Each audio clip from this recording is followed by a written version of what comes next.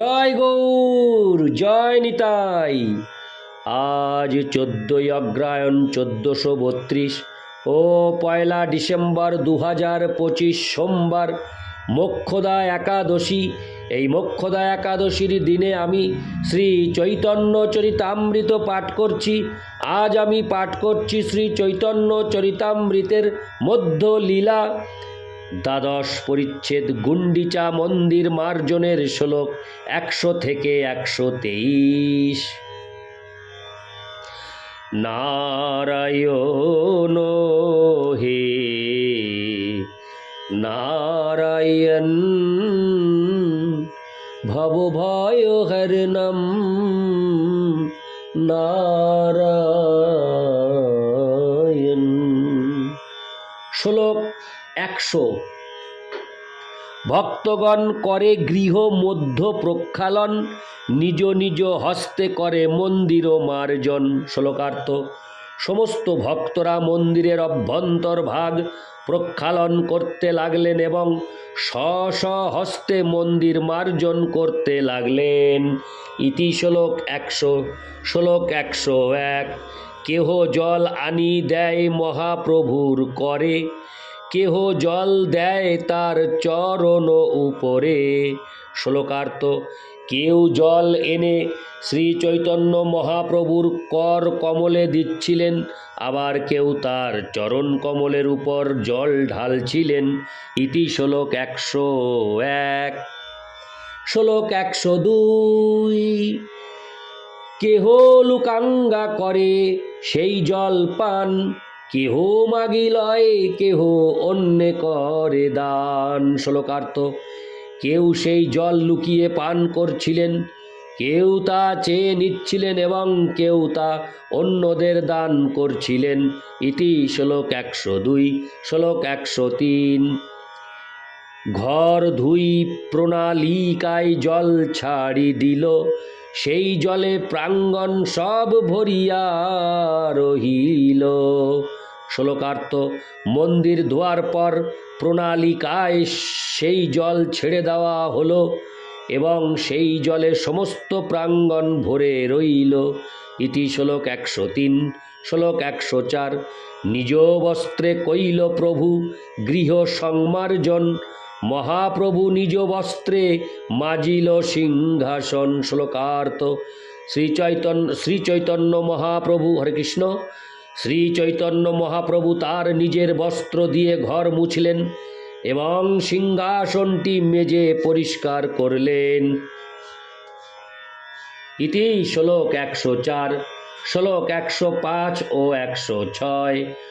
শতঘট জলে হইল মন্দির মার্জন, মন্দির শোধিয়া কইল যেন নিজ মন, নির্মল শীতল স্নিগ্ধ করিল মন্দিরে, আপন হৃদয় যেন ধরিল বাহিরে। শ্লোকার্থ: এইভাবে 100 ঘট জল দিয়ে মন্দির মার্জন করা হলো।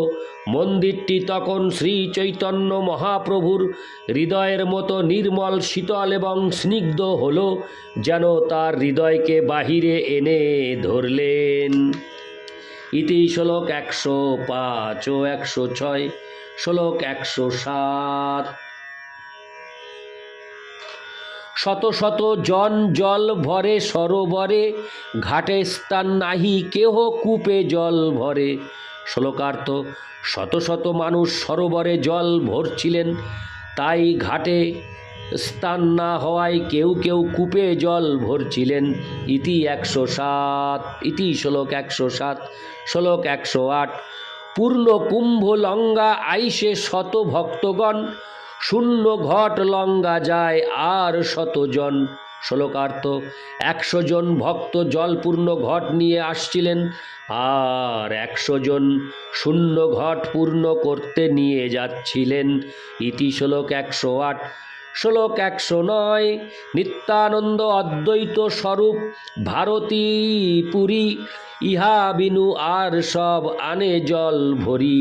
শ্লোকার্থ: নিত্যানন্দ প্রভু অদ্বৈত আচার্য স্বরূপ দামোদর, ব্রহ্মানন্দ ভারতী এবং পরমানন্দ পুরী ছাড়া আর সকলেই জল ভরে আনছিলেন।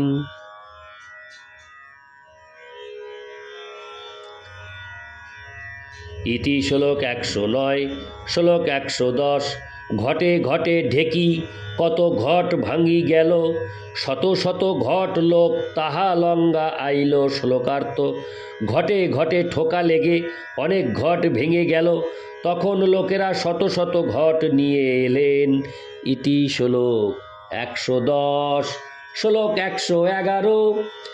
জল ভরে ঘর ধোই করে হরিধ্বনি, কৃষ্ণ হরি ধ্বনি বিনা আর নাহি শুনি। শ্লোকার্থ: কেউ জল ভরছিলেন, কেউ ঘর ধুচ্ছিলেন, কিন্তু সকলেই হরিধ্বনি করছিলেন।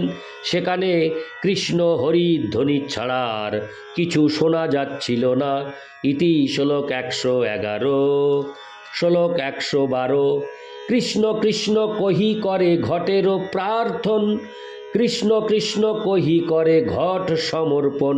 শ্লোকার্থ: কৃষ্ণ কৃষ্ণ বলে ভক্তরা ঘট প্রার্থনা করছিলেন এবং কৃষ্ণ কৃষ্ণ বলে অন্য ভক্তরা ঘট সমর্পণ করছিলেন।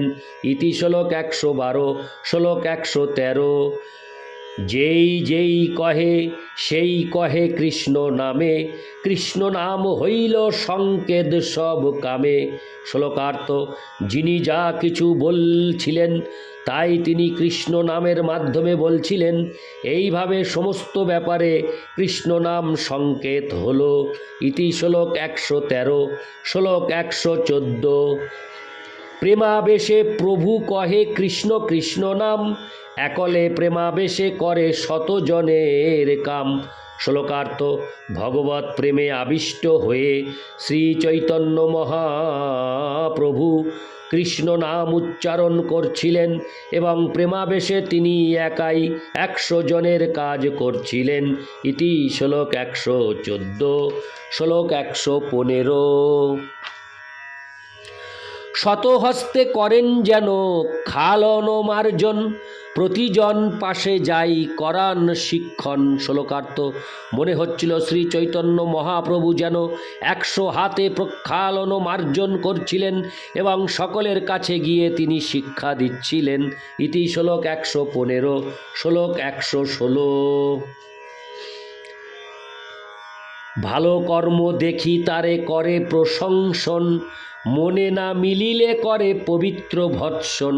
শ্লোকার্থ: কাউকে ভালোভাবে পরিষ্কার করতে দেখলে তিনি তার প্রশংসা করছিলেন, আর কারো কাজ মনোপুত না হলে, হরে কৃষ্ণ, মনোপুত না হলে তিনি তাকে ভৎসনা করছিলেন। ইতি শ্লোক 116। শ্লোক 117।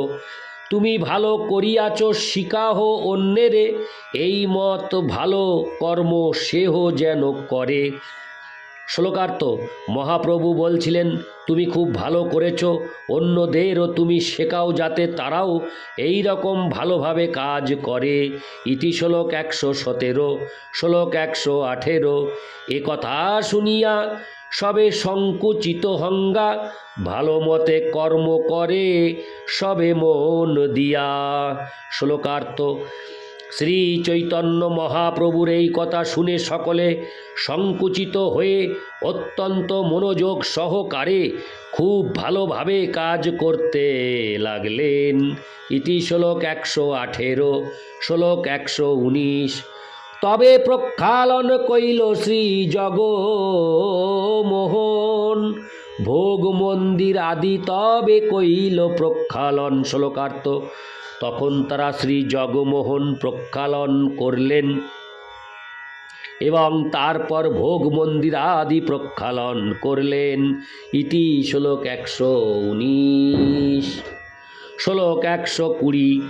নাটশালা ধুইল চত্বর প্রাঙ্গণ, পাকশালা আদি করিল প্রক্ষালন। শ্লোকার্থ: নাটশালা ধোয়ার পর তারা মন্দিরের চত্বর প্রাঙ্গণ ধুলেন এবং তারপর পাকশালা আদি প্রক্ষালন করলেন।